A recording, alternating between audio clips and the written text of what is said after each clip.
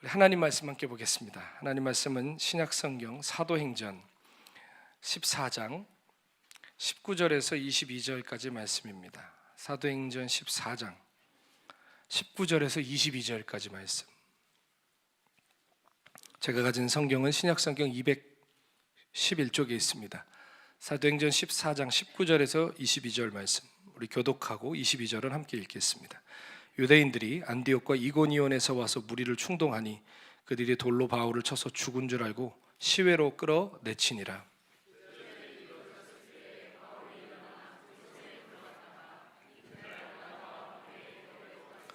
복음을 그 성에서 전하여 많은 사람을 제자로 삼고 루스드라와 이고니온과 안디옥으로 돌아가서 제자들의 마음을 굳게 하여 이 믿음에 머물러 있으라 권하고, 또 우리가 하나님의 나라에 들어가려면 많은 환난을 겪어야 할 것이라 하고. 아멘. 아멘. 여러분은 간증 프로그램 종종 보십니까? 저는 혼자 그냥 적적하거나 운전할 때는 새롭게 하소서, 내가 매일 기쁘게, 그것을 아무거나 틀고 간증을 듣습니다. 삶의 참 여러 정황 속에 주님을 만난 이야기들이지만 어쩜 그렇게 우리 주님 신실하신지 한 사람 한 사람 찾아와 주시고 만나 주신 이야기가 듣다 보면 빠져들어가기도 하고 눈물도 나고, 나도 저런 주님을 만나고 싶다라는 생각이 들기도 합니다. 또 동시에 그런 마음도 있습니다. 나는 왜 저렇게 화끈하게 못 만날까? 또 우리 성도들 마음도 생각해 봅니다. 성도들의 지금 신앙의 속도가 다 다르잖아요. 또 주님을 경험하는 어떠한 그런 장면들도 다 제각각인데, 그런 어떤 의리의리하고 드라마 같은 간증의 이야기를 듣다 보면 좀 주눅이 들 때도 있어요. 왜 난 안 될까? 그렇죠? 여러분은 언제 그리스도인이 되셨습니까? 우리 중에 아마 똑같은 경험을 통해 그리스도인이 된 분들은 없을 것입니다. 우리 모두 다 각자의 독특한 경험 속에 예수님을 영접했을 거예요. 제가 목사다 보니까 수많은 사람들의 회심기를 들을 거 아닙니까? 어떤 분은 사도 바울처럼 찬란한 빛 가운데 극적인 회심을 하신 분도 계시고, 또 어떤 분은 겉으로 별로 티가 나지 않았지만 마음의 깊은 감동과 감화 속에 회심하신 분들도 계십니다. 정말 사람마다 다 다르거든요. 이 자리에 계신 분들도 그렇죠. 얘기하자면 정말 새롭게 하소서 해서 왜 나 안 불러주나, 그런 분들도 계실 만큼 드라마틱한 은혜를 경험한 분도 계시겠지만, 정말 가랑비 옷 젖듯이 천천히 깨달아지고 어느 날 믿어지고 주님을 향해 나아가는 분들도 계시단 말이에요. 자, 그러나 그 어떤 회심의 체험도 우리가 우열을 가릴 수 없습니다. 어떤 건 훌륭하고 어떤 건 그렇지 못하고 사람이 판단할 수 없어요. 우리는 드라마틱한 신앙을 좋아하기 때문에 회심도요, 영화 같은 회심의 이야기에 귀가 더 귀 기울여집니다. 반면에 단순하고 조금 밋밋한 회심 이야기는 우리의 흥미를 그렇게 못 돋구죠. 그러나 회심이 영화 같았냐 다큐멘터리 같았냐, 그거 별로 중요하지 않습니다. 왜냐하면 선하신 주님께서 각자의 성정과 형편에 맞도록 회심의 때와 방법을 정하시고 그에 가장 알맞은 은혜로 찾아가 주시기 때문입니다. 회심의 주권이 우리에게 있지 않고 누구에게 있어요? 주님께 있어요. 내가 원하는 식대로 주님이 우리를 찾아와 주시지는 않습니다. 회심의 때와 그 방법은 철저히 주님께 속해 있습니다. 액션 영화같이 정말 대단한 회심이든 바둑방송처럼 지루하기 이를 데 없는 회심이든 그 방법은 주님이 결정하시는 것입니다. 뭐가 그러면 중요할까요? 회심의 체험보다 더 중요한 것은 회심의 열매입니다. 예수님을 믿고 따르기로 결정하고 나서 우리의 삶에 어떠한 변화가 일어나고 있느냐 하는 거죠. 아무리 화려한 회심 같아도 용두삼이 갈수록 별거 없으면 그게 무슨 의미가 있겠습니까? 그러나 조용하게 시작한 회심 같을지라도 그의 삶에 분명한 변화가 있다면 그 사람은 참된 하나님의 자녀요, 하나님의 나라로 온전히 나아가고 있는 주의 자녀인 줄로 믿습니다. 우리가 분명히 알아야 할 것은 나 자신에 대해서 스스로 평가하는 것은 그렇게 큰 의미가 없다는 것입니다. 어떤 분들은 그래요. 내가 그래도 예전보다 훨씬 좋아졌어요. 예전보다는 제가 한 80% 정도는 좋아졌어요. 제가 예전보다는 훨씬 나아졌어요. 이런 식으로 자기 변화에 대해서 자기가 설명하는데요, 그게 그렇게 신뢰할 말이 못 된다는 건 우리 자신도 알지요. 왜냐하면 사람은 죄된 본질상 자기 자신에 대해서 굉장히 관대하거든요. 내가 나에 대해서 평가하는 것은 그냥 참고사항일 뿐입니다. 진짜 회심의 증거는 무엇일까요? 주변 사람들이 나에 대해서 어떻게 평가하느냐. 제가 이 얘기 전에도 했죠. 옆에 펜실베니아 이런 데 가면 아미시 교도들 살잖아요. 18세기에 복장을 하고 정말로 그 전기도 쓰지 않고 세속에 물들지 않고 믿음을 지키는 그 오래된 공동체가 있는데, 어느 날, 이거는 풍자죠, 풍자. 미국의 젊은 복음주의 청년이 아미시 동네에 전도하러 가서 밥 깔고 있던 아저씨를 붙들어 놓고 막 전도했다고 하지 않습니까? 예수 믿으라고, 지금 당신은 죽어도 천국 갈 수 있냐고, 당장 지금 회개하고 하나님께로 돌아오라고. 그러면서 이 청년이 물어봤대요. 당신은 구원받았습니까? 그러니까 밭을 매던 그 아미시 교도가 가만히 땀을 닦더니, 글쎄, 난 잘 모르겠고 저 옆집 가서 물어봐요, 그러더라는 거죠. 옆집 가서 물어보라는 건 전도 그만하고 저 집 가라는 게 아니라, 내가 진짜 구원 받았는지 안 받았는지는 누가 안다? 이웃이 안다는 거예요. 이웃이. 근데 우리는 나는 구원 받았습니다, 지금 죽어도 천국 갈 줄 믿습니다, 그게 구원의 확신이라고 생각하는데 이건 구원의 확신이 아니에요. 구원의 확신이라는 건 나를 부르신 주님이 변함없는 사랑으로 나를 붙드실 줄 주님을 확신하는 거지, 나는 그럴 줄 믿는다고. 여러분, 이것은 죄송합니다만 자기 최면에 가까운 거예요. 정신통일이에요. 그거는 어떠한 교단의 교리도 구원의 확신을 그렇게 말하지 않아요.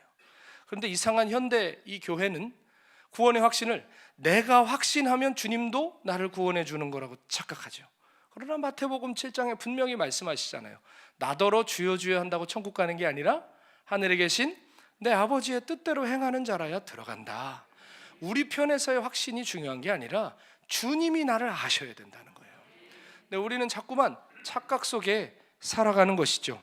우리 주변 사람들, 우리 이웃이 나의 회심에 대해서 정말 동의한다면 그건 진짜 회심일 가능성이 높습니다. 자, 그렇다면 여러분은 예수님 믿고 나서 주변에서 무슨 이야기 들어보셨나요?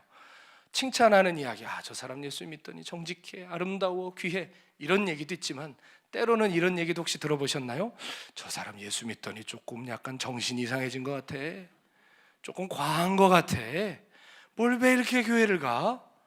뭐 이렇게 부르짖으면서 기도를 해? 저 광신자 같아. 그런 소리 들어보셨나요?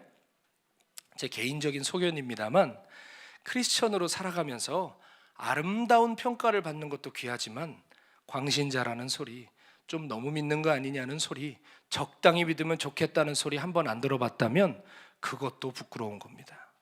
왜냐하면 예수 믿겠다는 것은 우리 입으로만 하는 고백이나 시간 남을 때 그저 남들에게 폐한 끼치고 하는 여가 생활이 아니라 그분을 믿고 따라가겠다는 말 아닙니까? 우리가 누군가를 따라갈 때, 무언가를 따라갈 때는 어떻게 되죠? 여러분, 미국에 오시기로 결정하셨을 때 뭔가 미국에 가면 나의 삶이 이렇게 될 거라는 우리의 소원과 기대가 있을 거 아니에요? 그러면 눈 감았다 뜨면 그게 생깁니까? 아니면 그 과정과 대가지불을 치러야 됩니까? 과정과 대가지불을 치르죠. 내가 가서 살겠다 결정하면서 한국에 있는 가족들도 두고 와야 되고 재산도 처분해야 되고 내가 미국에 가서 고생해야 되고 자리 잡아야 되고 속기도 하고 여러 일을 대가 지불을 통해서 내가 마음에 소원하고 기대하는 것들을 계속해서 따라가듯이 예수님을 따라간다는 것은 그분을 따름으로 말미암아 치러야 하는 대가도 우리 삶에 있다는 걸 말하는 거예요. 그런데 어떻게 예수님을 따라가는데 아무 일도 없을 수 있냐 이거죠. 성경을 많이 읽을 것도 없어요. 마태복음 몇 장만 넘겨보셔도요, 예수님은 단순히 적당히 세련되게만은 믿을 수가 없다는 사실을 금방 깨닫게 됩니다. 예수님을 만난 사람들은 미쳐서 따라갔어요. 모든 것을 다 뒤로 하고 갔어요. 레디컬하게 모든 것을 다하여 그분을 쫓았습니다. 이상한 건요, 그 사람들 넘어지고 쓰러지고 좌절하고 낭망한 때가 분명히 있는데도요, 성경을 보면 불을 향해 달려드는 불나방처럼 다시 일어나서 주님을 따라가더라는 거예요. 왜 그랬을까요? 그러한 가치가 그 안에 있었기 때문입니다. 그렇기 때문에 그들은 세상을 아름답게 하는 사람이기도 했지만 동시에 광신자다, 너무한다, 과격하다. 사도 바울은 무슨 소리 들었어요? 천하의 전염병 같은 자라는 소리 들었잖아요. 그런 소리를 들으면서도 예수님을 따라가고 부끄러워하지 않았어요. 정말 예수님을 만났다면 평범하게 사는 게 더 힘든 겁니다. 아무렇지도 않게 사는 게 더 기적입니다. 우리는 신데렐라 백설공주 얘기처럼 항상 모든 서양 동화책은 끝에 뭐라고 끝나죠? 그 후로 오래오래 행복하게 살았더래요. 우리는 그런 해피엔딩을 기대하죠. 예수 믿고 교회 다니고 행복하게 오래오래 살았더래요. 그런 기독교는 없습니다. 그렇게 믿었던 믿음의 선진들은 없습니다. 모두가 복음과 함께 영광도 받았지만 고난도 함께 받았습니다. 사람들은 우리에게 늘 적당함을 요구하죠.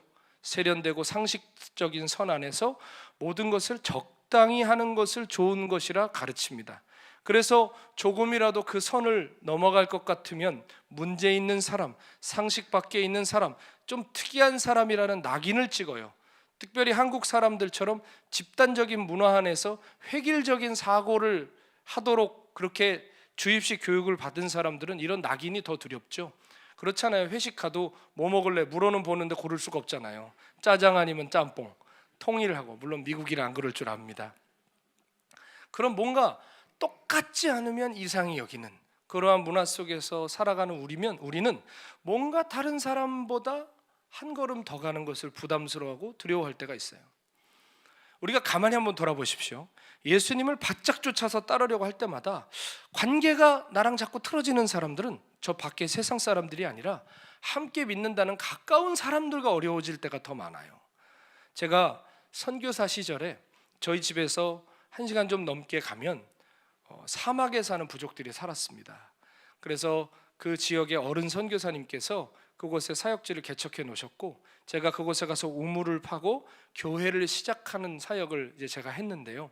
그곳에서 사역을 한참 진행하던 어느 날 갑자기 선거철이 되면서 부족 간의 갈등들이 일어나기 시작했어요.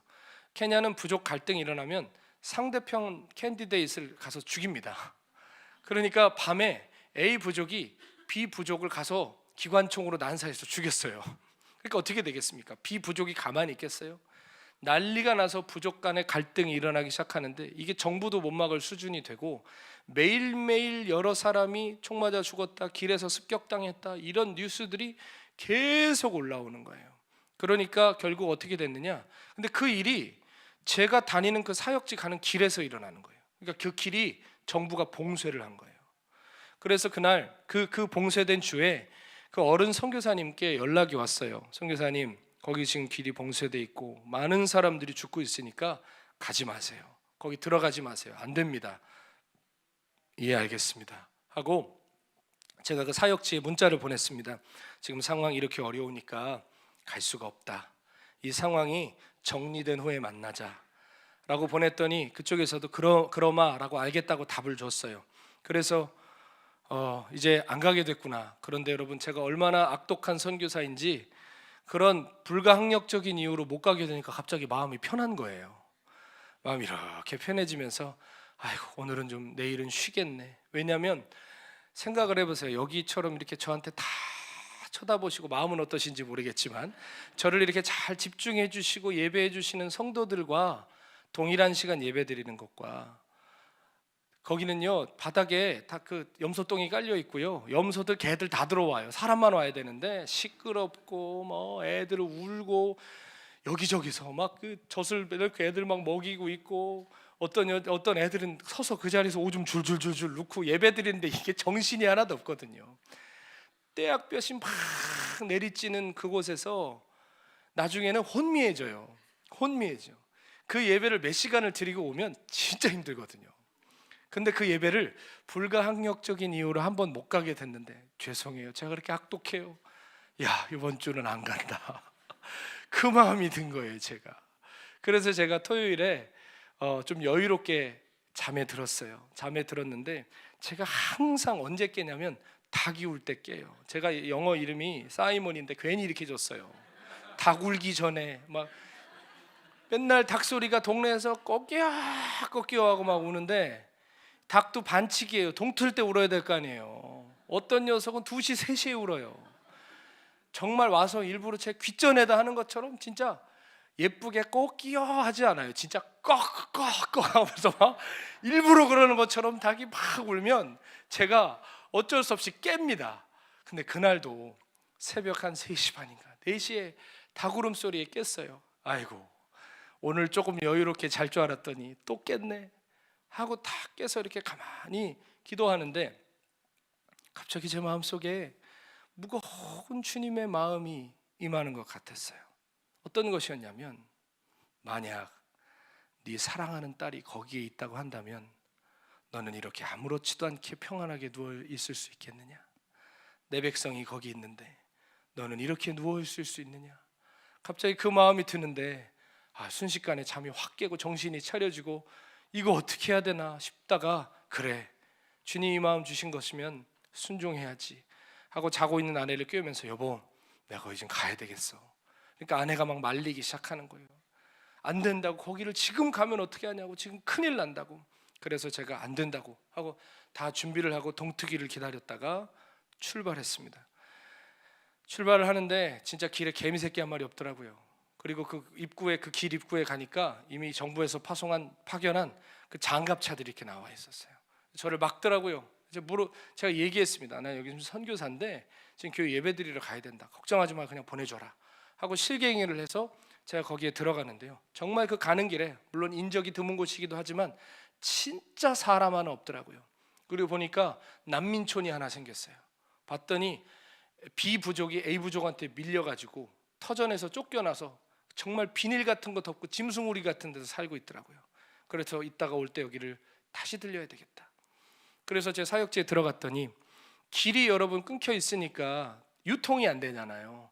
안 그래도 광야 사막 지역이라 그런 게 없는데 사람들이 뭐를 하고 있나 봤더니, 광야에 가면 그 가시나무들이 많아요. 근데 거기를 보면 요만한 앵두만한 열매들이 초록색으로 열리는데 이거 먹는 게 아니에요. 근데 그거를 봤더니 사람들이 여기저기서 냄비에 놔놓고 물에다 넣고 막 끓이고 있는 거예요. 그래서 이거 뭐 하냐 그랬더니, 이거를 2시간 3시간 정도 끓이면 도끼가 빠져서 그래도 먹을 수 있다는 거예요. 그러니까 먹을 게 없단 말이겠죠. 그래서 제가 그걸 보면서 참 가슴이 아프고 제가 회개를 많이 했어요. 그래서 뭐라고 그랬냐면, 내일 몇 시까지 전교인 다 모아놔라, 내가 오겠다. 그리고 이제 다시 제가 사는 그 지역으로 가서 시장에 가서 옥수수, 콩, 제 차에 실을 수 있는 만큼 다 실었어요. 실은 미국은 뭐라고 하는지 모르지만 그 롤이라고 그러거든요. 큰 트럭에다가 그거를 싣고 가려고 그러는데 아무도 그 지역에 안 들어가요. 죽는다고. 그러니까 어쩔 수 없어서 제 차에만 그거를 가득 싣고 그 다음날 출발을 했어요. 그래가지고 성도들 만나서 같이 예배드리고 나눠주고, 그리고 돌아오면서 그 난민촌에 가서 그 난민들에게도 나눠주고 오는 일이 있었거든요. 그런데 제가 그렇게 돌아온 후에 며칠 후에 제가 어떤 이야기를 들었냐면, 저랑 사역은 다르시지만 가까운 데 있는 다른 선교사님들이 저의 그 행동에 굉장히 불편해 하셨다는 거예요. 이유인즉슨, 위험한데 왜 갔냐, 가지 말라고 그랬는데 왜 갔냐는 거예요. 만약에 잘못되면 사람들 다 고생시키고 문제 일어나는 거 아니냐. 생각해보면 맞는 말이기도 하죠. 제가 진짜 거기 가서 사고 당하면 동료 선교사님들도 고생하는 게 맞고, 또 무리를 일으킬 수 있는 부분이 분명히 있기 때문에 그분들의 걱정과 그러한 우려가 저는 타당하다고 생각합니다. 그런데 한편으로는 또 야속하기도 했어요. 다 설명할 수는 없지만 하나님께서 이런 마음 주셔서 순종한 건데 누군가는 해야 될 일이었는데 하는 아쉬움도 있더라고요. 제가 말씀드리고 싶은 건 누가 옳았냐 그 얘기가 아니에요. 제가 여러분에게 드리고 싶은 말씀은, 우리가 주님을 바짝 쫓아가려고 하면 생각보다 가까운 곳에서 마음 아프게 하는 소리들이 들릴 수 있다는 겁니다. 그러나 또한 분명한 것은, 우리가 다른 이들을 생각하고 패기치지 않고 적당히 하는 것도 굉장히 중요하지만 매사에 그렇게 조심조심만 하다가는 아무도 주님을 따라갈 수 없다는 거죠. 누군가는 가야 됩니다. 누군가는 해야 됩니다. 분위기만 살피면 아무 일도 못하는 거. 우린 진짜 여가 생활하듯이 신앙생활 할 수밖에 없어요. 우리가 히브리서 11장에 보면 믿음의 선진들에 대한 이야기가 나오죠. 우리가 믿음장이라고 그러잖아요. 믿음으로 아브라함이 이렇게 살았고, 노아는 이렇게 살았고, 아벨은 이렇게 예배드렸고, 믿음으로 살았던 사람들의 이야기. 그런데 성경에 그들을 믿음장에서 그 믿음의 선진들에 대해서 그들은 과했더라, 선을 넘었더라, 폐를 끼쳤더라, 이렇게 말하답니까? 그들의 행동을 향하여 다 뭐라고 말하죠? 그들은 믿음으로 살았다. 즉 그것을 읽는 우리도 뭘로 살라고요? 믿음으로 살란 얘기입니다. 성경이 말하는 적당함의 수준은 죄송하지만 그 정도입니다. 우리가 만들어 놓은 적당이 아니라 성경이 말하는 믿음으로 산다는 건 그 정도라고요. 그런데 우리는 지금 이상한 기준들을 만들어 놓고 따라가고 있진 않나요? 똑똑히 들으십시오. 주님을 너무 믿다가 잘못된 사람은 본 적이 없습니다. 안 믿거나 대강 믿거나 믿다 말아서 문제지, 주님을 너무 믿다가 내가 망했어요, 저 그런 소리 들어본 적이 없습니다. 제가 한국에 있을 때 하도 이단들이 활개를 쳐서 깊은 관심을 가지고 이단들을 연구한 적이 있었습니다. 그러면서 동시에 이단에서 나와 정통교회로 돌아온 사람들의 이야기도 직간접적으로 제가 들어봤는데요, 그 이단에서 나온 사람들이 정통교회로 들어오면 바로 적응이 될까요, 안 될까요? 잘 안 됩니다. 왜냐하면 신앙 체계 자체가 다르고 말씀 해석도 다르기 때문이에요.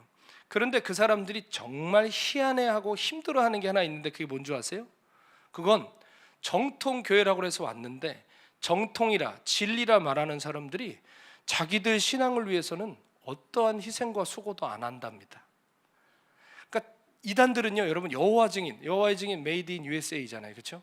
한국에도 많아요. 여호와의 증인들 집총 거부하는 거 아시죠? 군대 안 가요. 이 사람들 총 들고 전쟁하고 사람 죽이면 하나님 지옥 간다고 생각해서 집총 거부하고 한국에서 징병 거부하고 다 감옥 가요. 청년들이, 새파란 청년들이 다 징역 간다고요. 그리고 여호와의 증인들은 수혈 거부합니다. 사고 나가지고 수혈을 안 하면 죽게 생겨도 그들의 교리 안에서 수혈을 하면 안 되기 때문에 안 하고 죽어요, 그냥. 우리는 그걸 보면서 어떻게 저럴 수 있어, 아이고 저런 맹목적인 잘못된 믿음이라고 얘기하는데요, 여호와의 증인 출신 청년이 뭐라고 하냐면, 나는 어릴 때부터 그렇게 고난을 받을 것을 배우고 살았대요. 그래서 나의 신앙을 위해서 희생하고 고난받는 것을 당연한 일, 영광스러운 일이라고 여기며 살았대요. 근데 교회에 왔는데 사람들이 아무 수고도 안 하더래요. 아무 자신의 신앙을 위해서 어떤 희생도 안 하려는 것 같아서 너무 신기하더라는 거예요. 여러분, 신천지 아시죠? 신천지들은 자신의 인생의 전부를 겁니다. 학교도 그만두고 직장도 그만두고 14만 4천의 무리 안에 들어가려고 목숨들을 겁니다. 제가 드리는 말씀은 학교 직장 때려치우라는 게 아니라 우리에게는 과연 우리의 믿음을 위한 어떠한 희생과 수고가 있냐는 거예요. 제가 어떤 분의 전화를 받아서 한국에 있을 때 자기 동생이 지금 조금 이상한데 이상한 종교에 빠진 것 같은데 뭔지 알아줄 수 있냐요. 그래서 증세가 어떻습니까? 물어봤어요. 그랬더니 신발을 한 달도 안 된 새 신발이 한 달도 안 돼서 밑창이 다 닳았대요. 이거는 100% 신천지예요. 100% 신천지예요. 아니나 다를까 신천지였어요. 그런데 그 아이가 거기서 빠져나오기가 어려운 거예요. 왜? 그 교리에도 푹 빠졌지만, 여러분 그거 아세요? 신천지는 사랑이 충만한 집단이에요. 제 친구 목사가 신천지를 뒤집으려고 지령을 받고 간첩으로 들어가서 2년 가까이 있었어요. 그 친구가 서울 서대문에 있는 지파에 들어가 있었는데 너무 힘들 때마다 연락이 오면 제가 가서 청계천을 같이 걷고, 야 얼마나 힘들어, 얼마나 힘들겠어요, 젊음을 낭비하는 것 같고. 그러다가 걸어가다가 이상하죠. 그 서대문에서 광화문 쪽을 이렇게 걸어가면요, 누가 보이면 갑자기 잠깐만 하고 저쪽으로 막 숨어요. 몇 번이나 그래요. 왜 그러는 줄 아세요? 신천지 사람들이 오는 거예요. 그럼 낯선 사람이랑 있으면 취조를 받는데요. 자꾸 숨더라고요. 그러니까 여러분이랑 길을 어디 가다가 자꾸 이렇게 숨는 사람들 있죠? 예, 사랑하고 축복해 주세요. 이 친구가 그렇게 힘든 시간을 겪었는데요, 뭐라고 저한테 하냐면요, 너무 황당기교해서 들을 때마다 웃음이 나서 참을 수가 없대요, 그 사람들의 교리를. 그런데 그거를 믿는 사람들을 보면 또 더 신기하대요. 그런데 그거 아니냐고 하면서 뭐라고 그러냐면, 이 사람들은 서로를 향해 목숨을 건대요. 서로를 향해 진정한 사랑과 우애를 갖고 있대요. 이 친구가 훗날 나중에 거기서 나온 지 한참 됐을 때 뭐라 그러냐면, 옛날 신천지 얘기를 하다가 난 있잖아, 처음에 만난 전도사님, 그러니까 신천지 전도사가 와가지고 성경 펴놓고 막 앞장뒤장 짝 맞추기 할 때 속아주는 척하면서 들어가는 거거든요. 오, 정말요, 진짜 진리의 말씀을 만났어요 하면서 속아주는 척하면서 들어갔는데 자기는 그 전도사님 보고 싶대요. 그래서 아니 왜 보고 싶어 그랬더니 날 진짜 사랑해줬어. 진심으로 나를 사랑해줬어. 그래서 그 사람이 분명히 이단인 건 내가 알겠는데 인간적으로는 솔직히 보고 싶어, 그런 얘기를 하더라고요. 여러분, 만약 우리가 불신자라면 그들과 우리 중에 누가 진짜 같아 보일까요? 만약 이단이냐 정통이냐 이런 아무 편견 없이 누군가를 보았을 때 누가 다니는 교회 다니고 싶을까요? 어쩌면 우리는 교리에 있어서는 정통이지만 행위에 있어서는 이단일 수 있습니다. 디도서 1장 16절에 보면 그들이 하나님을 시인하나 행위로는 부인하니 가증한 자요 복종하지 아니하는 자요 모든 선한 일을 버리는 자라고 그랬습니다. 자, 하나님을 입으로는 시인하죠. 그러나 행위로는 부인하는 사람들이 있더라는 겁니다. 딱 우리를 두고 하는 말이 아닐까요? 솔직히 우리 너무 손해 안 보려고 그러죠. 너무 편하고 너무 적당한 데 길들여져 있죠.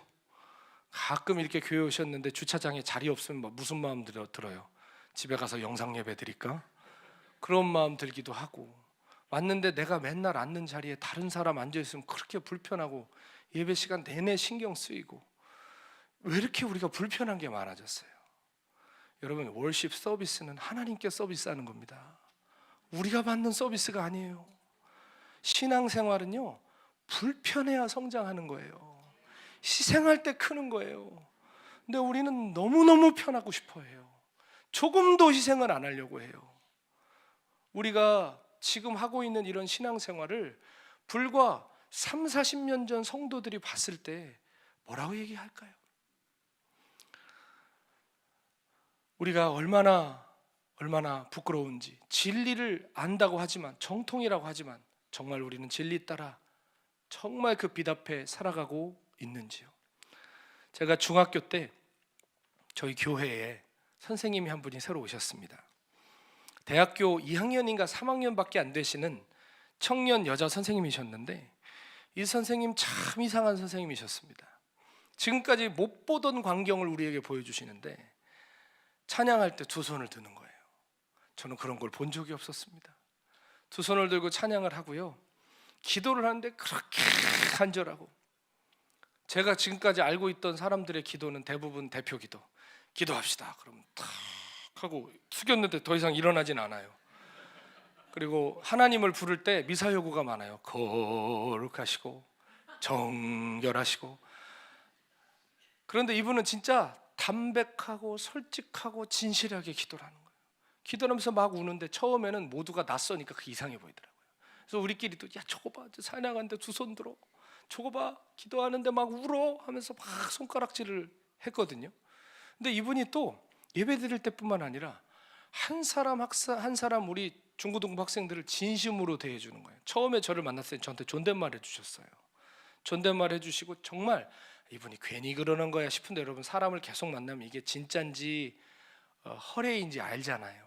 근데 이게 진짜더라고요. 진심으로 저를 대해주더라고요. 제가 그때 교회를 어떻게 다녔냐면, 저희는 충청북도 청주에 저희 증조 할아버님께서 목회하시던 교회가 있거든요. 거기에 온 식구가 다 다녔어요.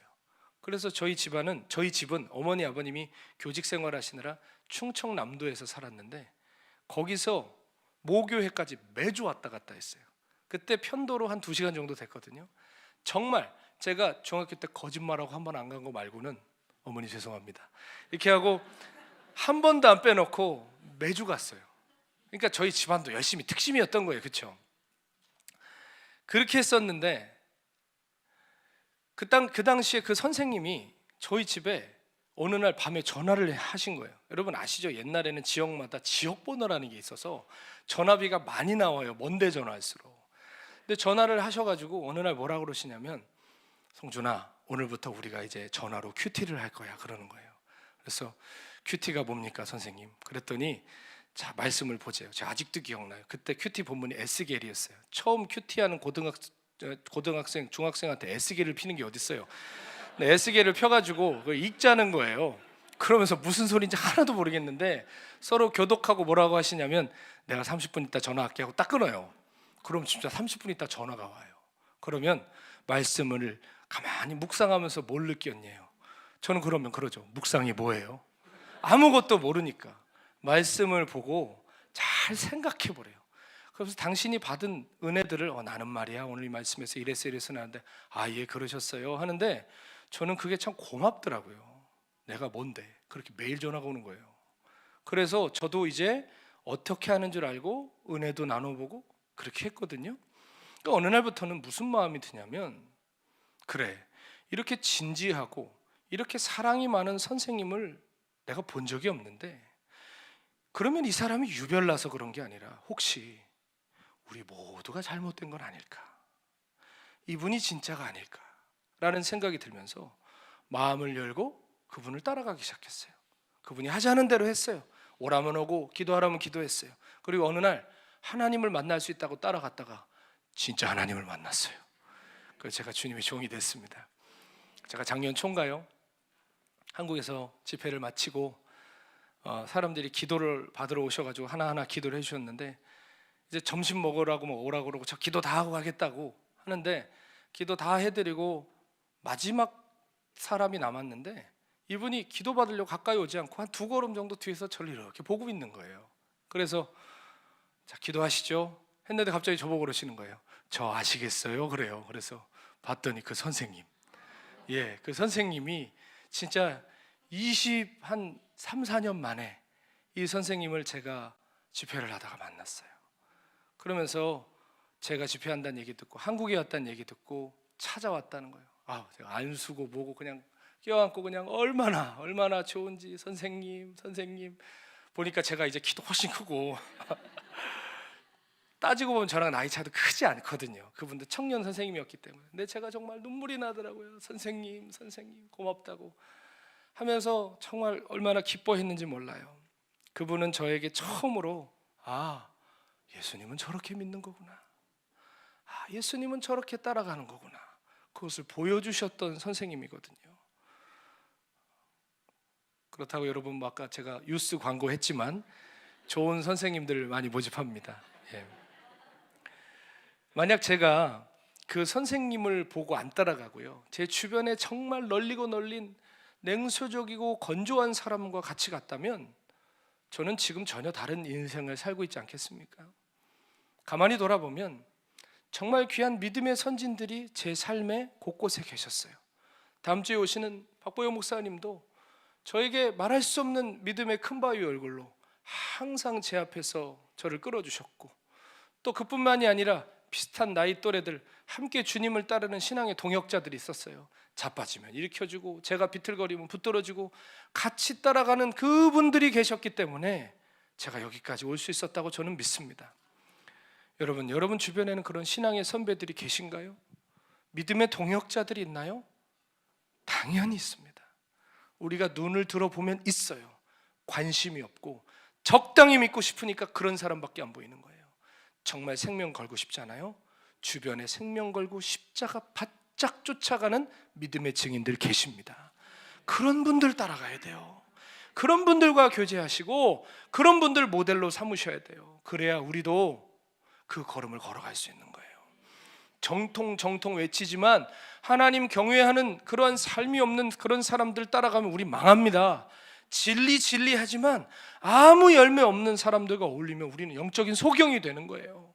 교회 적당히 다니면서 적당히 믿고 적당히 행동하는 사람들을 기준을 삼으면 나도 모르게 회색지대에 들어가서 앉아 있는 거예요. 나는 지금 어떤 사람들과 함께 하고 있고 어떤 사람들을 따라가는지 살펴보세요. 아무리 잡종견이라도요 어릴 때부터 사냥개 옆에 두면 사냥을 배웁니다. 그러나 그 개를 유기견 옆에 두면 같이 쓰레기 뒤집니다. 신앙도 똑같아요. 어떤 사람들과 어울리고 어떤 언어를 쓰고 어떤 교제를 하고 어디를 함께 다니는지냐에 따라서 우리의 신앙은 완전히 달라질 거예요. 가만히 살펴보세요. 나는 누구와 친한가? 누구와 무슨 일을 하는가? 어떤 언어를 쓰는가? 무슨 일을 도모하는가? 그게 앞으로의 내 신앙이고 내 영혼의 미래가 될 거예요.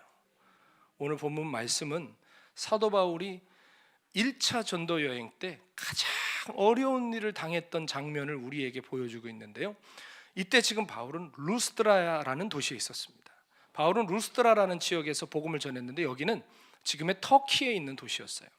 그런데 루스드라에 들어오기 직전에 안디옥과 이고니온이라는 가까이 있는 도시에서 복음을 전했는데 그때 그 도시에 있던 강성 유대인들이 사도 바울을 굉장히 방해했어요.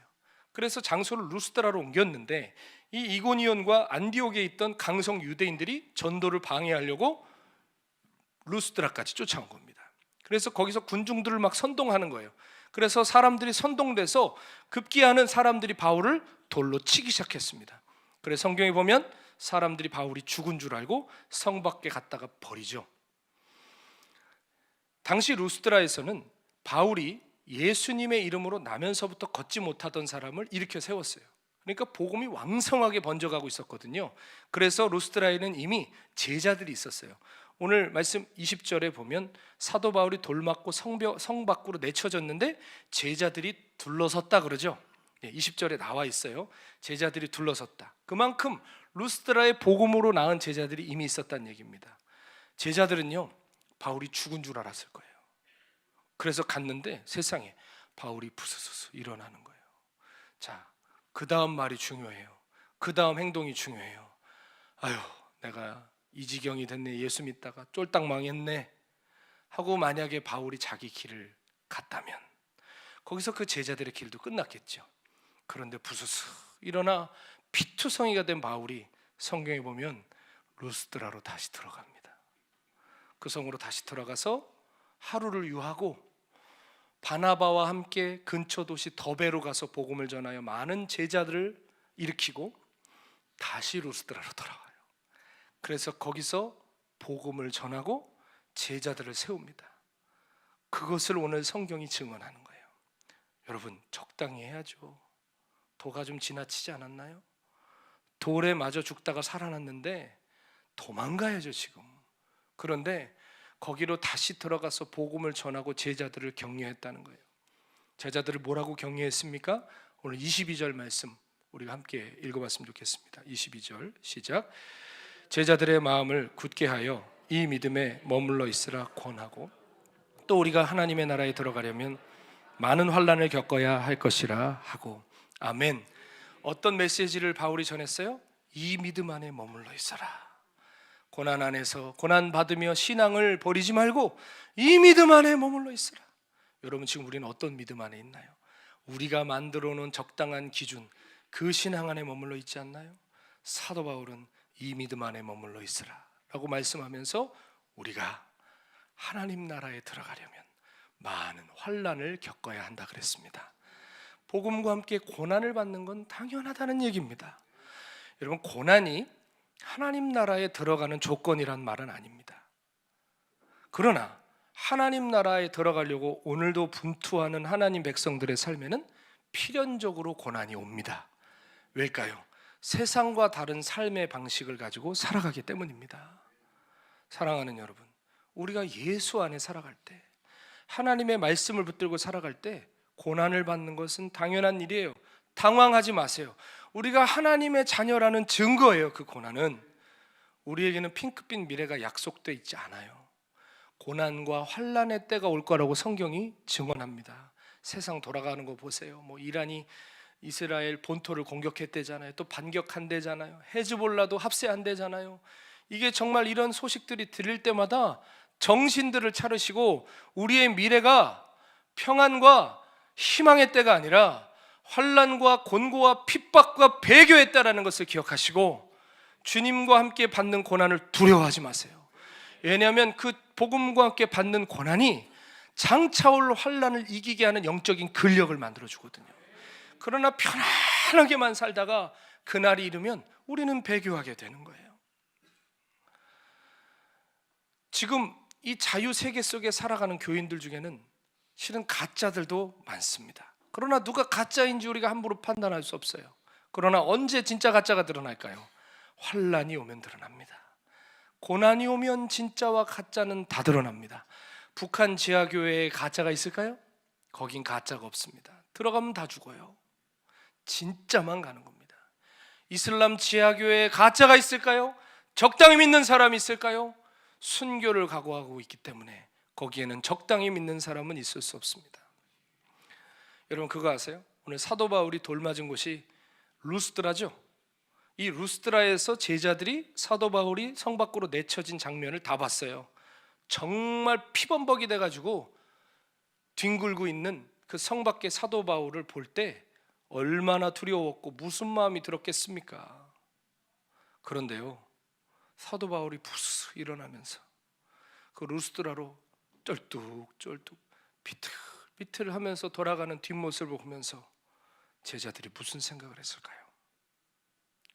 예수는 저렇게 믿는 거구나, 주님은 저렇게 따르는 거구나, 그런 생각하지 않았겠습니까? 제가 아까 뭐라고 말씀드렸어요? 십자가를 바짝 쫓아가는 믿음의 선진들 따라가라고 말씀드렸죠. 그분들 안 따라가면 어떻게 믿으시려고 그러세요? 기준을 우리 수준으로 이만큼 낮추면 어떻게 될까요? 그거 망하는 거예요. 적당하게 살면 우리의 신앙 솔바람만 불어도 없어져요. 십자가를 바짝 쫓아가는 증인들을 따라가야 돼요. 오늘 이 루스드라에서 바울의 이 모습을 가만히 보고 있었던 한 청년이 있었습니다. 이 청년은 훗날 바울의 수제자가 돼서 그와 함께 십자가의 길을 걸어가요. 누굴까요? 디모데입니다. 디모데. 사도행전 16장 1절 2절 말씀 보면 바울이 더베와 루스드라에도 이름에 거기에 누가 있어요? 디모데라는 제자가 루스드라에 있었어요. 이 디모데의 어머니는 믿는 유대 여자예요. 아버지는 헬라인이더라. 디모데는 루스드라와 이고니온에 있는 형제들에게 칭찬받는 자니라고 얘기했어요. 사도 바울의 1차 전도 여행 때 디모데는 바울의 제자가 된 겁니다. 그리고 디모데후서 3장 11절에 보면 뭐라고 얘기하냐면 박해를 받음과 고난과 또한 안디옥과 이고니온과 루스드라에서 당한 일과 어떠한 박해를 받은 것을 네가 과연 어떻게 알았대요? 보고 알았다. 주께서 이 모든 것 가운데서 나를 건지셨느니라. 무릇 그리스도 예수 안에서 경건하게 살고자 하는 자는 박해를 받으리라. 바울이 돌에 맞아 성 밖에 내쳐졌을 때 거기 누가 있었어요? 디모데가 있었어요. 디모데가 이제 막 믿기 시작한 제자로서 어떻게 예수를 믿는 것인가, 어떻게 예수를 따라야 되는가, 그 막 열망이 있었을 거 아니에요? 그런데 나에게 복음 전해준 선생님이 돌에 맞아 죽었어요. 이거는 실은 거기서 끝내야 맞는 거잖아요. 왜? 예수 믿으면 나도 이렇게 되니까. 그런데 그 선생님이 일어나가지고 비틀비틀하며 그 성으로 들어갔다가 또 쉬지 않고 다음날 더베에 가서 복음 전하시고 루스드라에 다시 왔는데 그 멍자국이 그대로 있었을 거 아니에요. 여기가 부어 있었을 거 아니에요. 그런데도 제자들을 불러놓고 너희가 이 믿음 안에 거하라. 우리가 하나님 나라에 들어가려면 많은 고난을 받아야 하느니라. 그 말씀을 듣고 디모데가 뭐라고 생각했겠어요? 나도 저 길을 가야지, 나도 저렇게 믿어야지. 그러니까 여러분 부탁드립니다. 허접한 사람들 따라가지 마세요. 말도 안 되는 소리에 귀 기울이지 마세요. 정말 복음과 함께 고난받는 증인들을 따라가세요. 그 사람들은 소수예요. 그러나 분명히 우리 주변에 주님이 두셨어요. 그 믿음의 선진들을 따라가시고 믿음의 동지들과 함께 주님의 길을 걸어갈 수 있는 우리 모두가 되어야 될 줄로 믿습니다. 우리가 때로는 돌에 맞아 내쳐진 바울처럼 연약함 중에 처해 있을 수 있어요. 예수님 때문에 만물의 찢기처럼, 아까 우리 찬양했던 것처럼 세상 친구 멸시하고 나를 조롱하는 그런 상황에 복음 때문에 처해 있을 수 있어요. 그러나 우리가 오히려 기뻐해야 되는 이유는 무엇입니까? 우리가 복음과 함께 고난받는 것이 우리가 주님의 제자라는 증거이기 때문입니다. 우리의 그 발자국이 비록 부족함과 연약함이 많아도 그 희생을 통해 또 누군가 우리를 보고 십자가의 증인이 될 거 아니겠어요? 저도요, 제 스승님 박보영 목사님 고난당하고 어려움 당하는 거 제가 봤어요. 근데 만약에 제가 편하게 믿고 적당히 믿고 싶다면 아유 나 저분 못 따라가겠네 하고 그만 따라가야 될 거 아니에요. 저는 세상에서 제일 듣기 싫은 말이 특수사역이라는 말입니다. 그럼 특수사역이 있으면 그러면은 누가 정상사역은 따로 있나요? 우리가 뭐를 특수사역이라고 그러나요? 장애인을 섬긴다든지 길거리 애들 돌본다든지 노숙자를 돌보면 섬기면 특수사역이래요. 그 말은 그 사역이 특수하다는 말보다 실은 속으로 돌아가면 뭘까요? 그건 특별한 사람이나 하는 사역이란 얘기예요. 그러니까 나는 특별하지 않으므로 나는 일반적인 사역을 하겠다 하면서 우리가 마땅히 함께 걸어가야 될 길들을 밀어놓잖아요. 그렇죠? 저는 저희 멘토 목사님이 그 길을 가는 것을 20살 때부터 뒤에서 다 봤습니다. 가만히 보면 그렇게 안 살면 목회가 더 커요. 저도 실은 그 수혜자 중에 하나입니다. 교회가 성장하려면요 유능한 부목사들 데려다 쓰셔야 되는데 박 목사님은 저를 안 자르시더라고요. 저는 제가 유명한 줄 알았어요. 유능한 줄 알았어요. 근데 제가 이렇게 담임 목사가 돼서 뒤돌아보니까 그건 뭐냐, 당신의 날개를 꺾으신 거더라고요. 왜냐하면 애송이 같은 우리를 세우시려고 당신의 에너지를 저희한테 흘려보내시고 큰 교회 하실 기회가 왜 없었겠어요? 전 다 알잖아요. 근데 그거 다 포기하셨어요. 그런데 그게요 결국 지금 저를 있게 했고, 이상하죠? 사람은 본대로 합니다. 제가 케냐에서 노숙인들 사역을 시작하려고 해서 한 게 아니에요. 이거는 뭔가 운명 같은 거 있잖아요. 그래서 어느 날 제가 뭐라고 했냐면, 내가 진짜 세상에 이거 안 하려고 그랬는데, 왜냐면 박보영 목사님이 그거 하실 때 옆에서 저 너무 힘들었어요. 못 따라가겠는 거예요. 그런데 놀랍죠? 제가 그거 하고 있더라고요. 그러니까 우리가 신앙에 말 가지고 신앙을 배우는 게 아니에요. 자녀가 신앙 갖게 하려면요 여러분의 뒷모습 보여주셔야 돼요. 기도하는 뒷모습, 교회 가는 뒷모습, 부르짖는 뒷모습, 그거 보여주셔야지. 아무리 말해도 소용없어요. 어떻게 하면 사람들이 우리가 제자의 힘을 알까요? 우리가 설교를 잘하면요, 설교는 아무것도 아니에요. 이거는요 우리가 돌에 맞아서 주님 따라가는 뒷모습 보고 믿음을 보는 거예요. 저거 망하는데, 저렇게 가면 안 되는데 하는데 주님을 따라가는, 비틀거리면서도 가는 뒷모습 보고 진짜 믿음을 보는 거예요. 그러니까 사랑하는 여러분, 믿음의 선진들 보고 따라가세요. 많은 거짓 선지자들이 세상에 나와 있고 너무 우리의 스탠다드가 너무 밑바닥이에요 지금. 그러니까 주변 사람들 보시면 안 돼요. 그렇다고 옆에 계신 분 얘기하는 게 아니라 정말 믿음을 가지고 주님을 따라가는 사람들과 함께 바짝 붙어서 가세요. 그럼 어느 날 절름발이 같은 내 인생도 그 길 걸어가고 있어요. 안 되는 나도 흉내라도 내고 있다니까요 여러분. 그리고 언젠가는 여러분의 뒷모습을 보고 누군가 예수님 따라갈 거예요. 우리가 가는 그 길을 보고 누군가는 길을 찾을 거예요. 제가 고등학교 1학년 때 예수님을 만났습니다. 근데 그때 막 너무 주님을 사랑하는데, 아까 말씀드렸죠 교회 분위기 어땠는지. 그러니까 제가 신앙이 너무 잘하고 싶은데 저에게 가르쳐주는 분들이 없었습니다. 그런데 어쨌든 성경을 혼자 읽어가면서 그래 이렇게 믿어야지, 이렇게 따라가야지 하고 있는 어느 날 고등학교 2학년 때 저희 학교에 한 행사가 있었습니다. 저희 학교는 사립 고등학교였는데 이사장님이 1년에 한 번씩 고등학교 2학년 전교생을 데려다 놓고 1박 2일 동안 학교에서 이상한 캠프 같은 거를 해요. 제 기억으로 무슨 효 캠프 이런 거였거든요. 그래서 참 별거 다 한다 싶어요 지금 생각하면. 근데 그거에 대한 아주 집착을 가지시고 이사장님이 항상 매년 했거든요. 근데 제가 고등학교 2학년이 돼서 그 행사가 되는데 날짜를 봤더니 토요일이라고 주일인 거예요. 근데 전 아까 말씀드렸다시피 교회를 멀리 다니잖아요. 토요일에 오전 수업이 끝나면 저는 바로 부모님과 함께 교회에 가는 일정이 저의 매주의 일정이었거든요.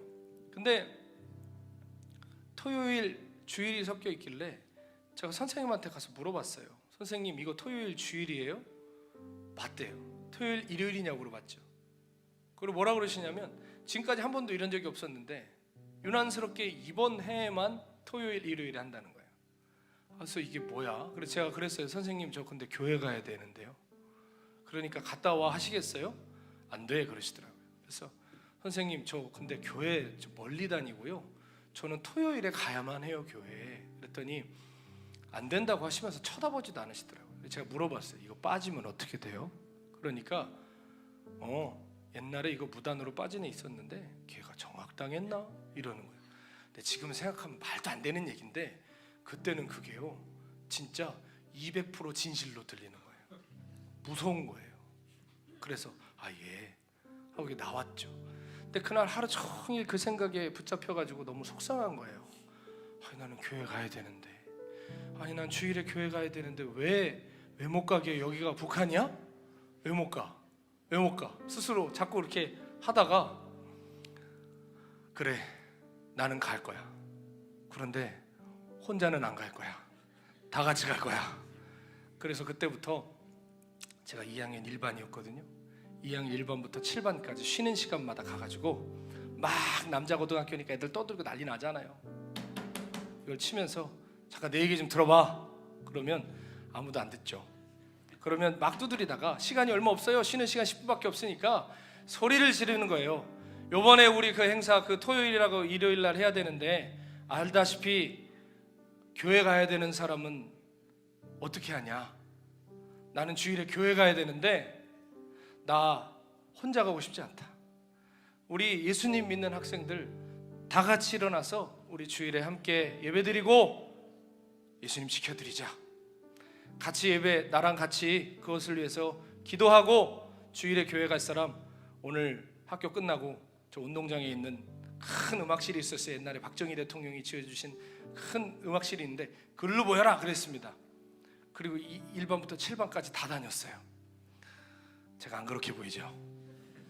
다 다녔습니다. 그리고 진짜 야간 자습하기 전에 음악실에 갔는데 세상에 제가 생각했던 것보다 너무 많이 온 거예요. 이게 100명 가까이 온 거예요, 애들이. 제가 그때 나는 선동의 은사가 있나 보다 그랬죠. 그래서 옛날에 막 그랬어요. 너는 만약에 예수님 안 믿었으면 데모판 끌려다녔을 거라고. 가가지고 봤는데 너무 깜짝 놀랐어요. 그러나 마음에 소망이 생기는 거죠. 그래, 해볼만 하겠다. 그래서 그때부터 매일 저녁 먹는 시간, 야간 자습 전 저녁 먹는 시간마다 밥을 먹든 안 먹든 모여서 다 같이 기도를 시작했어요. 우리가 믿음을 지키기로, 그리고 하나님 학교에 부흥을 주시도록 기도를 하기 시작했는데 이 소식을 선생님들이 들었겠죠? 듣고 용의자를 찾았겠죠? 그때 주범이 누구예요? 2학년 1반 김성준이다. 그러니까 제일 깜짝 놀란 사람이 누구였을까요? 담임 선생님. 담임 선생님이 저를 불러다가 내가 너 그때 안 된다고 그랬지. 회유와 또 협박과 윽박지름과 막 이런 것으로 막 저에게 얘기하시는데 제가 뭘 어떻게 하겠어요, 담임 선생님 앞에서. 그래서 고개만 푹 숙이고 있다가 너 할 거야 안 할 거야 하시면 그때마다 대답하는 거예요. 저는 주일에 교회 가야 됩니다. 저는 주일에 교회 가서 예배 드릴 겁니다. 그럼 막 선생님이 막 부하가 나서 어쩔 줄 모르다가 가는 거예요. 그리고 며칠 후에 학년주임 선생님이 불러요. 학년주임 선생님이 불러가지고 또 회유도 하고 막 혼내기도 하고 윽박지르기도 하고 그러다가 저는 똑같은 대답을 하는 거예요. 선생님, 저는 주일에 교회 가야 됩니다. 저 교회 보내주십시오. 저 교회 가야 됩니다. 예배 드려야 됩니다. 그럼 선생님이 그러는 거예요. 그 학년주임 선생님이 야, 나도 교회 권사인데 좀 어떻게 안 되겠냐? 너 이렇게 해야 되겠냐? 너 이렇게 하는 게 맞다고 생각하냐? 여러분 아까 그랬잖아요. 뭔가 주님을 바짝 쫓아가고 싶으면 주변 사람들 때문에 헷갈린다니까요. 권사님인데 이래도 되냐고 하길래 이러면 안 되는 건가? 어렸을 때니까 진짜 그때 했는데요. 그래도 제 대답은 그래도 가야 됩니다. 저는 그래도 교회 가야 됩니다. 그래서 또 나오고요. 또 며칠 있다가는 그 행사 전체 주관하는 담당 선생님이 부르셔가지고 저를 타이르기도 하고 회유도 하고 진짜 협박도 하고. 여러분 그 일을 계속 당해본다고 생각하세요. 제가 고등학교 2학년이에요. 얼마나 학교 갈 때마다 죽고 싶고 두렵고 무서운지. 그리고 나중에는 제일 학교에서 무서운 선생님이 학생주임 선생님 아닙니까? 학생주임 선생님이 저를 찾는다고 그래도 너무 무서운 거예요. 그 당시에 저희 학생주임 선생님이 국가대표 배구 선수셨거든요. 소뚜껑만한 손으로 옛날에 애들 얼마나 많이 때렸어요. 그렇게 뺨을 많이 때렸거든요. 그 배구 선수가. 그러니까 나는 진짜 오늘 죽었어. 나는 오늘 진짜 죽었어 하고 학생부실로 누구도 저를 끌고 가지 않는데 진짜 끌려가는 것 같더라고. 나는 죽었어 어떡해 하면서 속으로 기도했어요. 하나님 저 안 맞게 해주세요.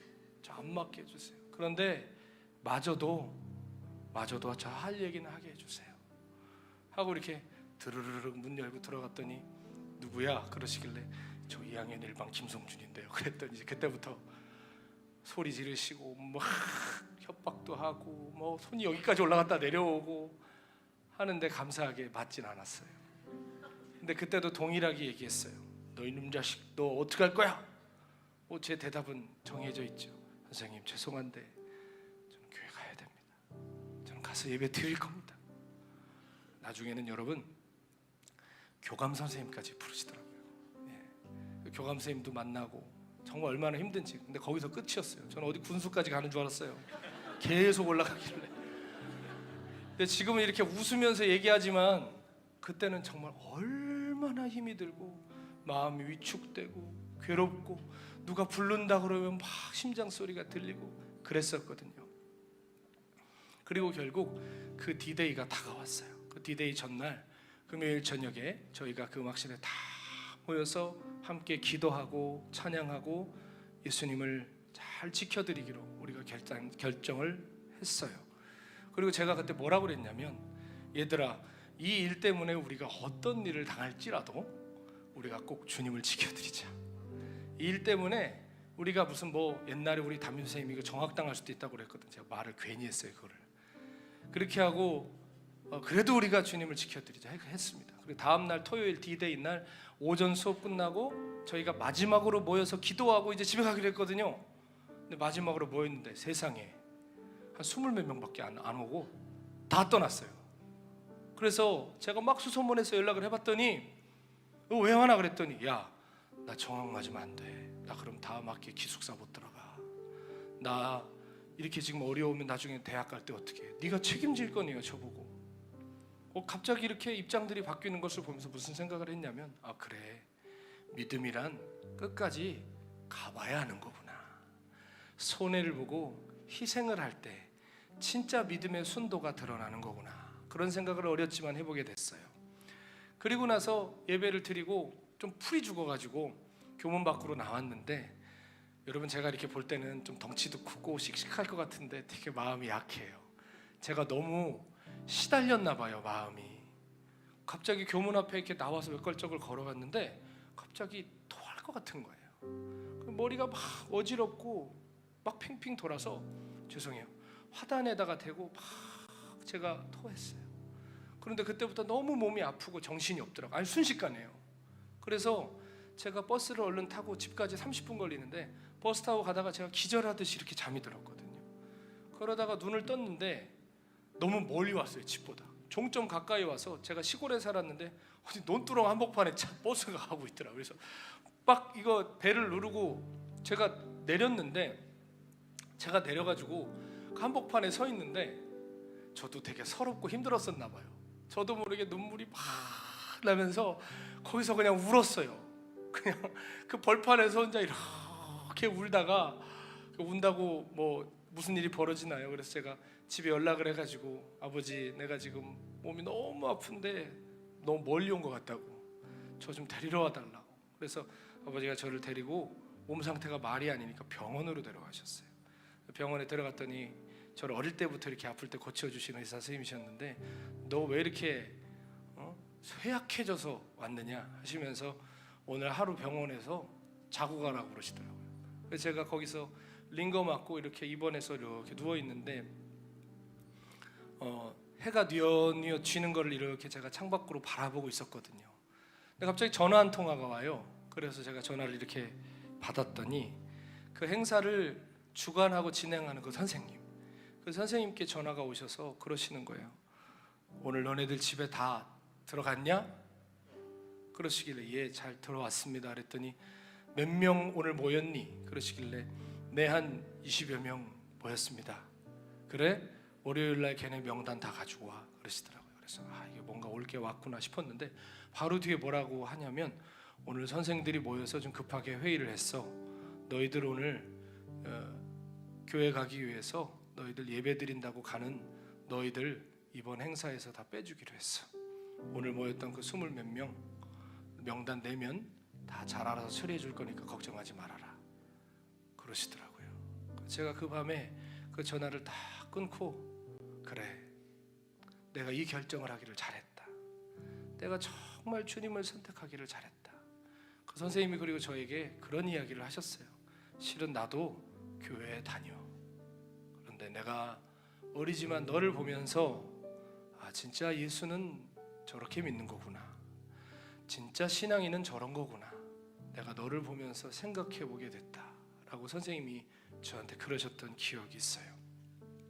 비록 제가 어린 시절이었지만 그 복음을 위해 감당했던 고난이라고 하기엔 참 작지만 그 일을 제가 견뎌낸 후에, 그 이후에 정말 큼지막한 고난들이 올 때 제가 믿음을 분명하게 선택할 수 있는 길잡이가 돼주더라고요. 사랑하는 여러분, 정말 예수님이 우리 안에 계시다면 예수님 적당히 믿는 게 더 힘들어요. 그것 대단한 결단이고 대단한 실력입니다. 얼마나 분별력이 좋고 절제력이 좋으시길래 예수를 적당히만 믿으실 수 있습니까? 어쩌면 그 적당이라는 말 뒤에 이 길을 쉽게 가고 싶어하는 우리의 못난 자아가 숨어 있지 않을까요? 여러분 기억하십시오. 시차는 조금 나겠지만 지금도 저 북한 북녘 땅의 어디 강변과 암혈과 토굴과 산속에서 우리 고난받는 성도들 숨죽여 누가 들을까 조용히 숨죽여 예배드리고 있을 것입니다. 저 이슬람의 저 사막 한복판 아무도 찾아오지 않는 곳에서 우리 지하교회 성도들은 순교를 각오하고 예수님 따라가고 있을 것입니다. 그런데 어떻게 적당이라는 말이 나오나요? 사랑하는 여러분, 우리가 만들어낸, 이 시대가 만들어낸 요상한 믿음이 아니라 사도 바울이 말씀하신 그 믿음 안에 거하십시오. 우리가 하나님 나라에 들어가려면 많은 고난을 받아야 하느니라. 기쁘게 그 길을 선택하고 복음과 함께 고난받는, 그래서 정말 주님 오실 때 부끄럽지 않게 주님을 맞이할 수 있는 우리 모두가 다 되시기를 예수님의 이름으로 축원드립니다. 우리 함께 찬양하면서 우리 기도하는 자리로 나가겠습니다.